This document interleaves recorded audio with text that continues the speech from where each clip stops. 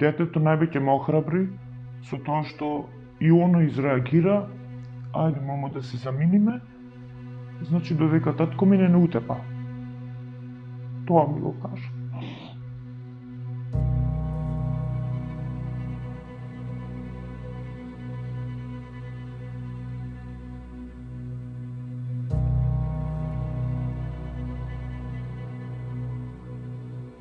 Бев многу пати скрижувана, значи, како жртва на семејно насилство, јас и моето малолетно девојче.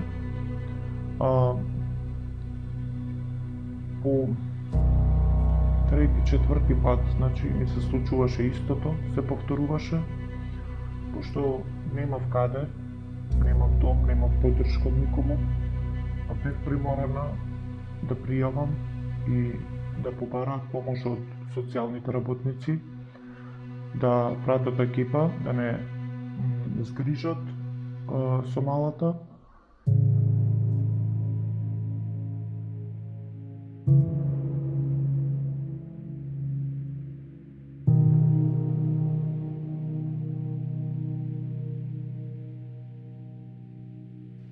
Се плашев за својот живот и за животот на детето. Тогаш имав само едно дете и се плашев дека доколку преземам нешто, тоа ќе влие најмногу на него и дека ќе му наштети, дека татко му ќе му наштети, дека самите институции ќе вршат притисок и врз него.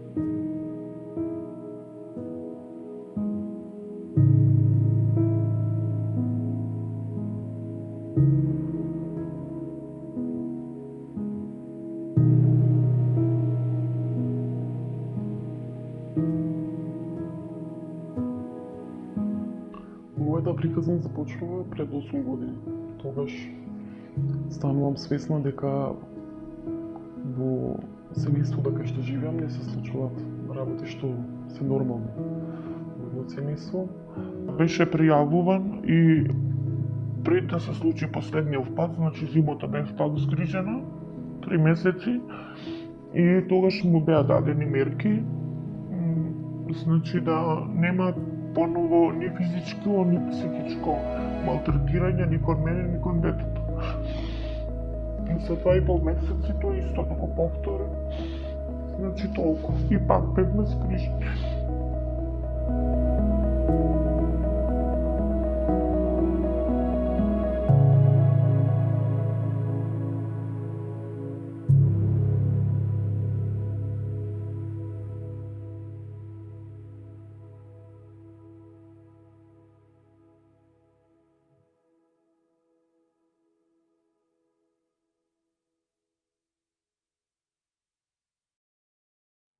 Навечер ми беше стравот најголем, бидејќи се случуваше навечер, откако ќе заспеат претежно децата, да се повторуваат нападите физички и психички.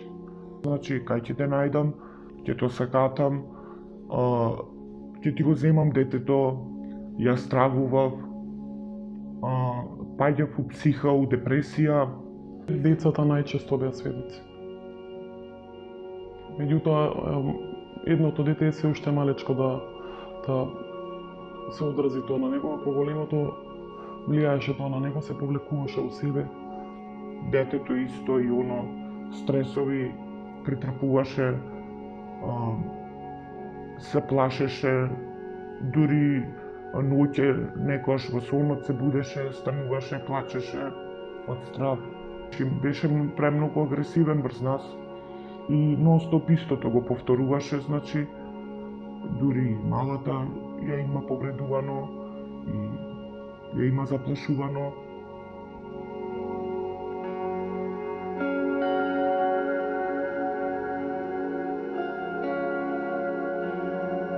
Од утре започнуваме со ограничување на движење на сите граѓани, односно полициски час.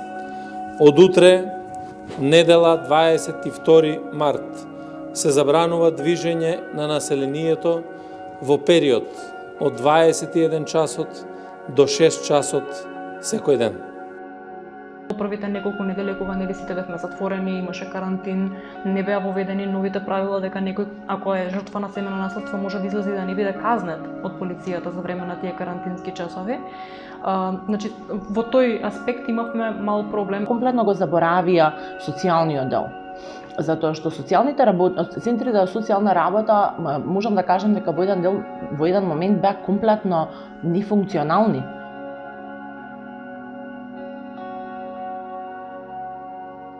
Тогаш беше кога се случи последен пат тоа, беше за време на полициски час.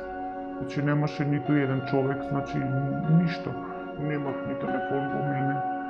Ми беше од негова страна бројот одземан, блокиран. И така да јас не можев како на друг начин да најдам помош. Сторителот одеше на работа, тоа ми беше олеснителна околност, додека јас бев дома. Бевме 3 месеци згрижени во шелтерот. Таму имавме значи поддршка, храна, се што треба, ни обезбедува, лекарства. Карантинот го гледав како одлично време да превземам нешто и да се тргнем од таму. Значи карантинот позитивно влијаеше на моите одлуки.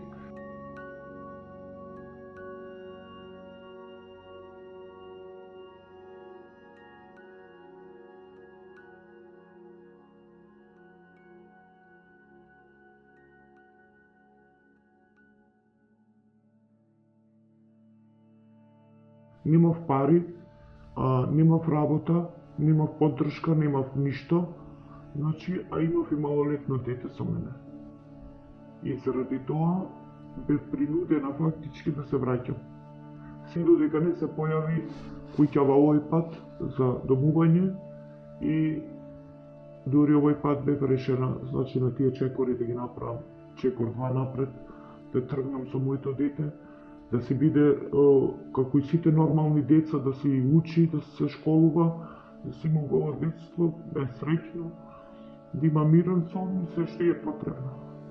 Целта на куќата за домување е да во првиот момент, кога ќе го напушти шелтерот, има каде да отиде, каде да има кров над глава, има куќата обезбедува не само сместување, туку покриени режиски трошоци, храна, хигиена и ние ова го земавме во предвид, медикаменти, се што е потребно, значи посета на доктор, сите тие трошоци ги покриваме. Со цел да таа откако ќе го напушти шелтерот, заедно со нашите, со тимот кој што работи во куќата, психолог, социјална работничка, правничка, да направи план за иднината. Пред 2 години од пријателка добив препорака да се обратам во прв семеен центар. Така, тогаш започнува моето доаѓање тука и почнав со психосеанси, психолошки сеанси, да ја зголемам храброста за да можам да направам чекор и да престане тоа семејното наследство. Во првиот семејен центар може да се обратат жени жртви на наследство, нивните деца кои што се директни или индиректни жртви на наследството, како и сторителите на наследство, кои што во првиот семејен центар доаѓаат на третман за сторители. Целта на првиот семејен центар е нудење на психосоцијална поддршка, односно терапевтски услуги за претходно наброените категории. Нудиме индивидуални сеанси и групни сеанси исто така.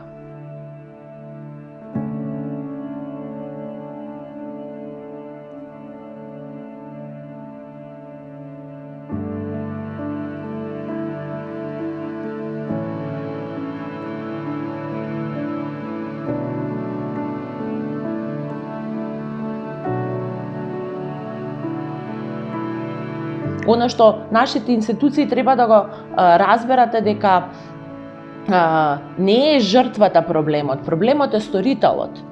По совет на луѓето од прв семејен центар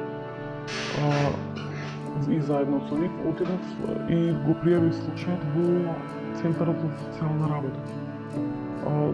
Меѓутоа таму наидов на неразбирање, на затворени врати на исмевање, да кажем. Бидејќи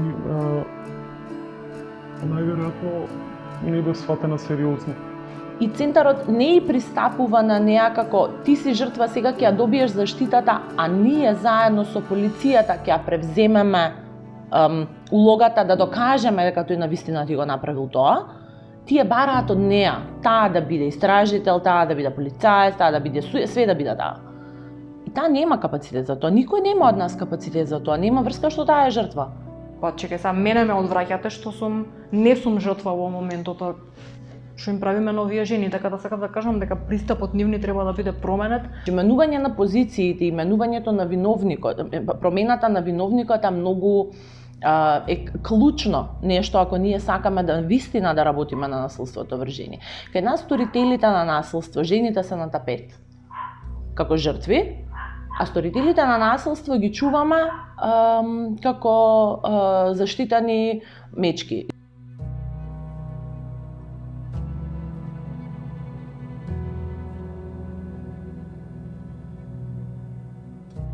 Да бараат совети, да бараат помош, бидејќи нема ништо срамно во тоа.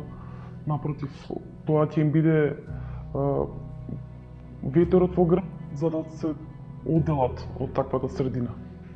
Сметам дека без поддршка нема да имаат никогаш храброст за да го затворат кругот на семејно насилство. Да работам, да живеам слободен живот, исто детето да се школува, значи да осети убаво детство, како и сите нормални деца. Сакам да им пружам на децата нормален живот, доколку можам така да го кажам. Без страх, бидејќи при тоа цело време беа под стрес, беа исплашени, да видат дека животот продолжува понатаму. Сите што слушаат, значи жени, било кој да е, значи да не се плашат, да не стравуваат, значи можат напред да тргнат да живеат, значи нормален живот, без страх, без ризик, без да бидат принудени да го трпат тоа, што да го минат низ тоа јас што поминав, значи можат да успеат.